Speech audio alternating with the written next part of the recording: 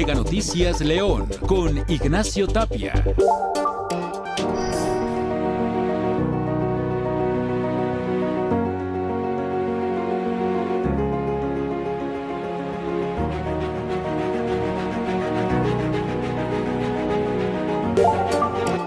Y ya se ultiman detalles para la celebración del Mundial del Fútbol aquí en México, en algunas ciudades, entre ellas Monterrey. ¿Qué tanto se está haciendo inversión? ¿Qué tanto tendrá como consecuencia derrama económica? ¿Cuál es el costo-beneficio? Se lo platicamos. Un segundo tema a abordar aquí en Mega Noticias es este otro, los derechos humanos, en el pasado consagrados en la Constitución Política de los Estados Unidos Mexicanos. Hoy no, hoy son inherentes al ser humano, es decir, naces con ellos. ¿Los conoces? ¿Se respetan? Te lo platicamos. El último tema es ese otro, el síndrome de Tourette. ¿En qué consiste? ¿Cómo detectarlo? ¿Cuál es la sintomatología de quien lo padece? Y sobre todo, si hay una solución a este padecimiento, a este síndrome. Quédese con nosotros.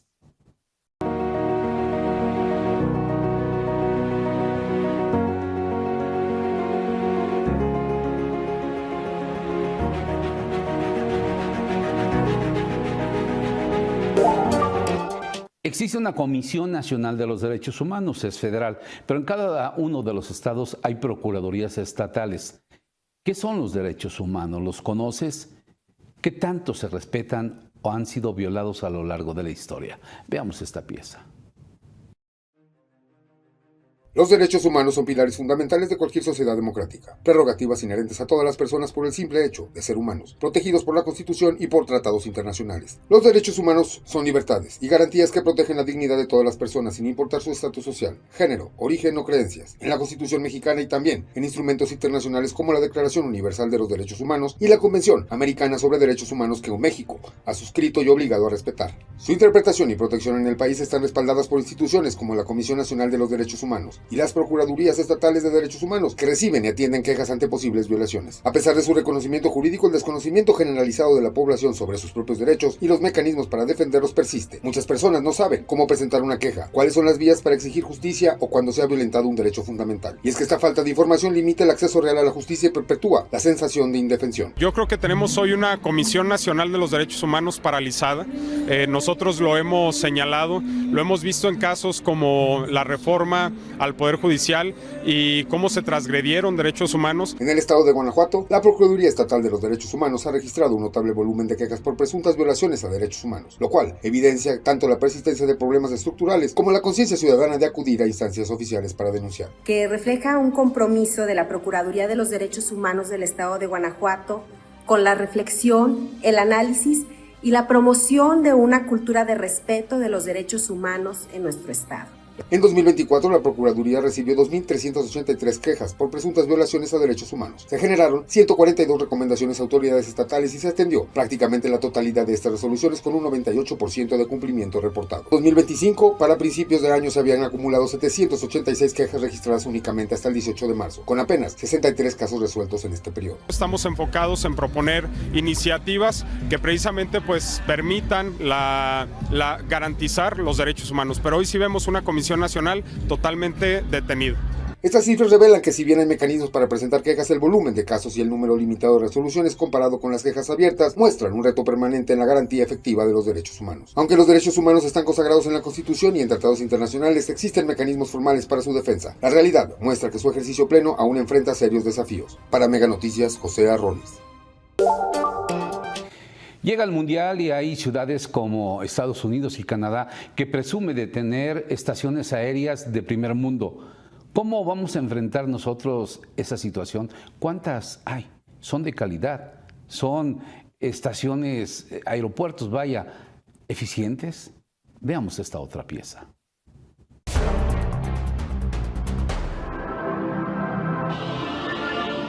Es un momento para compartirle al mundo lo que somos, lo que es México. El Mundial pondrá los ojos del planeta en México, Canadá y Estados Unidos. Millones de pasajeros cruzarán fronteras, pistas y terminales, que serán la puerta de entrada. Pero mientras Estados Unidos presume 22 hubs internacionales, modernos y sin saturación, y Canadá opera 3 aeropuertos de clase mundial eficientes, México llegará con un solo hub en crisis. El Aeropuerto Internacional Benito Juárez es un gran aeropuerto, pero bueno, pues los que lo utilizamos sabemos, ¿no?, que ya no se da abasto. El Aeropuerto Internacional de la Ciudad de México tiene capacidad para 32 millones de pasajeros al año, pero opera con más de 40 millones. Desde 2014 se declaró saturado y la reducción de vuelos de 61 a 52 por hora en 2022 no lo resolvió. Rumbo al Mundial se destinan más de 8,000 millones de pesos a su remodelación estética. La intervención mejorará imagen, seguridad y confort para que los asistentes vivan una experiencia más cómoda. Sin embargo, no se ampliará ni la capacidad ni la conectividad. El AIFA, construido tras la cancelación de Texcoco, recibe apenas 2.6 millones de pasajeros al año. Se está remodelando la terminal. La entrada, la salida, los espacios, los accesos, las zonas de confort, pero no se está mejorando el aeropuerto. El aeropuerto de Guadalajara cerró 2024 con 18 millones de pasajeros, sobre su capacidad de 15 millones. Con 22,000 millones de pesos, su límite llegará a 40 millones de pasajeros para 2029. El aeropuerto de Monterrey tiene capacidad de 10 millones de pasajeros, pero en 2024 recibió 11 millones. Con 8,000 millones de pesos de inversión, crecerá a 16 millones de pasajeros, dejando un legado tangible en movilidad y economía regional. Asume que tienes de aquí a junio para presentar algo que sea funcional sin arriesgar la seguridad de las personas. México recibirá el Mundial con pasión futbolera, pero con infraestructura aérea rezagada. Además, persiste el conflicto aéreo con Estados Unidos por rutas canceladas a aerolíneas mexicanas bajo el Acuerdo Bilateral de Aviación, un tema que, si no se resuelve, limitará la conectividad internacional en el Mundial. Mega Noticias, Abel Martínez. IgE aparece durante la infancia, es un trastorno neurológico. ¿Qué es el síndrome de Tourette?